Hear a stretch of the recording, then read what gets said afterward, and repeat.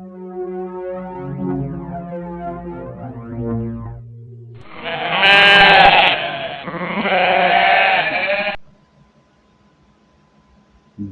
re, mi, fa, die. The world is a distraught, dark place if we let it in. Each day I continue pondering the whereabouts of my life on that night of cruelty from the sounds of hell. You question my sanity, though I fear it not. We walk around in these flesh suits on earth every day, not knowing the demons within us, preparing our fatal and untimely death. Then again, I'm already dead. But that's not why I'm here. Ever hear those sounds in your closet as you go to bed? Ever notice that pentagram hidden under your bed? The spider's nest clinging to your pillow as you lie asleep, unknowingly opening your mouth for the baby spiders to crawl inside and breed inside you. I have seen all of you pass by so many times as I walked to high school carrying my antique tuba to the band practice at school. Kick me, stab me, hate me, throw me to the dirt as I fade away to the darkness once more. It all began on October 31st, 2023. Weather had changed, and jack-o'-lanterns flourished on each doorstep, staring devilishly at each passerby. Without a care in the world, children ran around collecting candy like good little boys and girls do on Halloween. 8:45 p.m. I awoke in the band storage closet.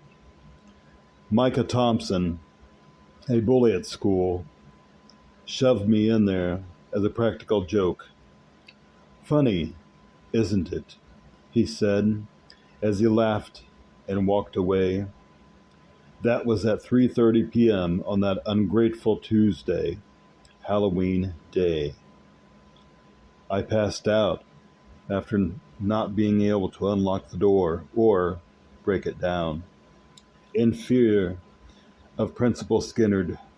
As I woke, my body felt lighter, even though my tuba inside its case had fallen on top of me while sleeping and hit me in the head.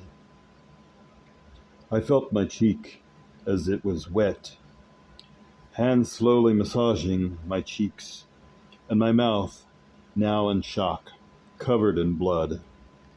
Was I dead? Is this my ancient slumber? No, I screamed. I'm not ready yet. In desperate angst of determination, my arm swung around and knocked over an old metal garden rake. Grabbing it, I swung ever so vigorously at the door to the band storage room. It was painted black, but the more I bashed it in, blood ran from its cracks and crevices, now open to the destruction. Suddenly, I heard an animal sound behind me. It was a human-like 6-foot goat with a human torso, staring at me with its red eyes. It bayed, flickering its tongue while smiling at me. Scared, I hit the door again and again. Get me out of here! I don't want to go to hell! Almost through, I thought, tapping on the back of my head with his hoof 6 times. I jolted and turned around to face him, straddling closer and closer to face me. Now, 3 inches in front of me, he whispered, Do, re, mi. Do, re, mi. Fa, die. So frightened, I passed out. Children laughing. A hazy mist filled the air as I woke again. In the city graveyard, I could see them all. Families and children, the good and bad, people in my life that had helped, as the others who were tormenting my soul with each breath they took, day by day. Looking around me, I thought, is this a dream? Why would I be sleeping in the town cemetery while everyone else is celebrating Halloween? I must have been sleepwalking again. Mom is here somewhere, driving around, looking for me in the fog, quickly surrounding me, and the fog blurred my vision. Sticks and twigs prodding my legs and arms by themselves, reaching from the decrepit haunted trees. Really? I thought. I'm not in the regular cemetery. This is the haunted section parents warn us kids about. Don't go in the antique cemetery. Anything you carry with you will come to life, and it will be your doom. The devil's music will drag you to hell. We all heard as kids, just refused to believe it. Realizing my tuba Mom had gotten me from a local thrift store, she told me, just in time to join the school band, a requirement to have her own instrument after 3 weeks. I opened it. The black leather case holding this tuba I cherished so much each day. It was my only friend. Before I was overly aggressive, manic, and paranoid as the world was trying to kill me repeatedly. The tuba dinged up here and there. It played beautifully with a new reed in the mouthpiece.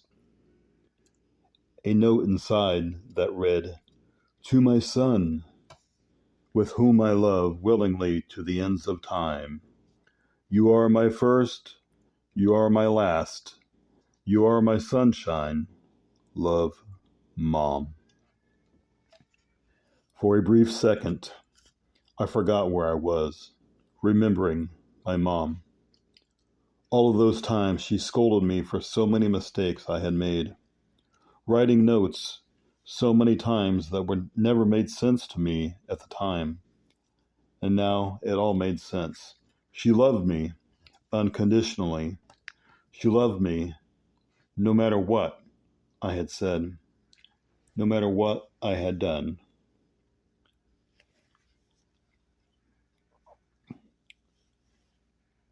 She had snickered at me the last time I had saw her, though she was planning her will, a way to better plan a future for me and get me out of this crazy, messed up, dramatized world of purgatory. Tears flowed upon my face, falling back to the ground, knowing my life had drifted away so many times without me knowing. What was real? Closing my eyes, now on the wet grass in the cemetery, I reached out, stretching my arms to the universe. Let me breathe once more, please. Let me hug my mother once more. Tell her I love her. But we all know this is America. We are all in our own purgatory. Just some have not awakened yet. Trees whispered, calling to me in the night. Do, re, mi, fa, die. This is your true calling. This is my calling. Play that funky tuba till you die." Hearing this, I almost passed out again. I turned around to see that demon goat sitting in the old rotted Jericho tree on top of the hill. His legs crossed, left hand upon his left leg, the right hand raised to his shoulder with 2 fingers pointing to the sky. He blurted 3 times as a goat would shake his head. "Play it, Billy. Hold it close. Protect it, as if it were your only means of survival. With each note you shall upon your lips, you will hear a scream that only you can hear. Each cry is a death you partake and rip its soul on fire. A contract earned is a life that is burned. You will then feel the rumble of the ground shake.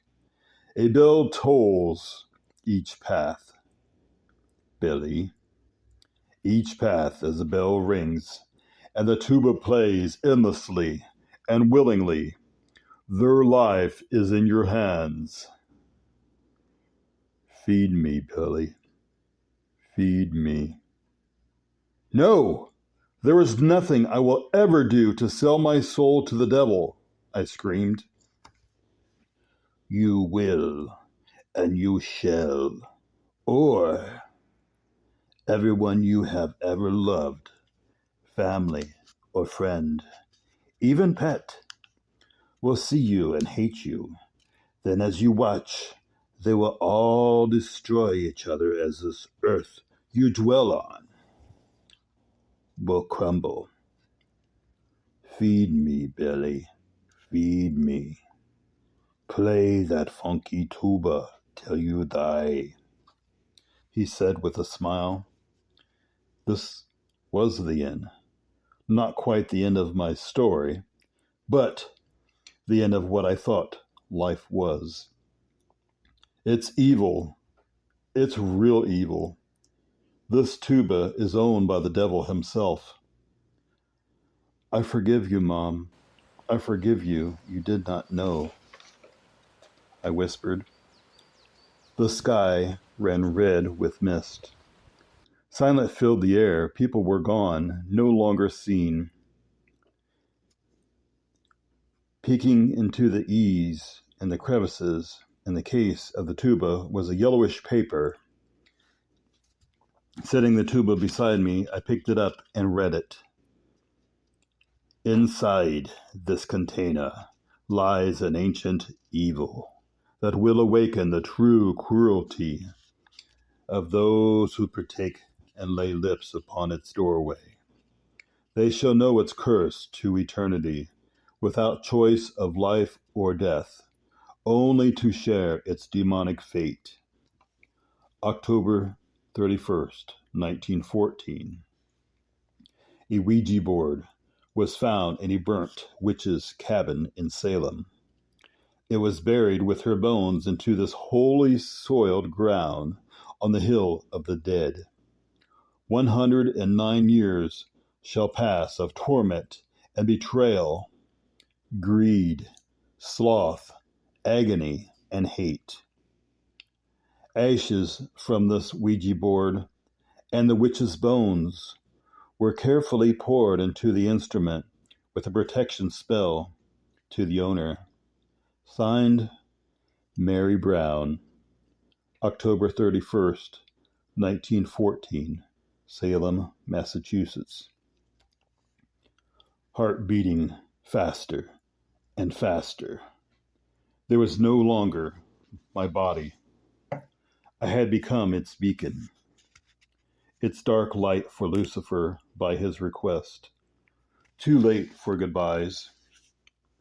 Blackened into the nothingness, my eyes had forsaken me into the waters of the abyss. "Where is my body? I'm here, but see no more," I said. "Open your eyes, Billy, to a new world that only you control its destiny. You felt nothing. Yet, in 72 hours, you have eliminated all of the distractions from your life.